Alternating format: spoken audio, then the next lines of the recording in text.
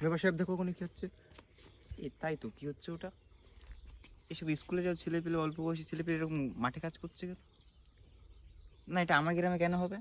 আমি থাকতে আমার গ্রামে কেন হবে? চলো ওদের কাছে।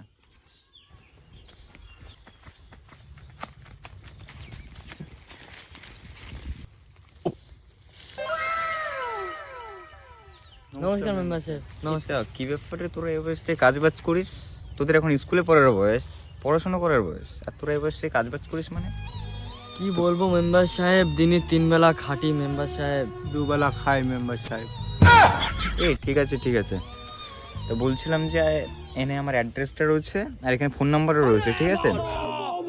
শোনো শোনো, আমার বাড়িও কিছু মাটি কোপানোর আছে, গিয়ে কুপিয়ে দিও, ঠিক আছে? আর এই ঘাস টাস রয়েছে, গিয়ে পরিষ্কার করে দিও। চলো।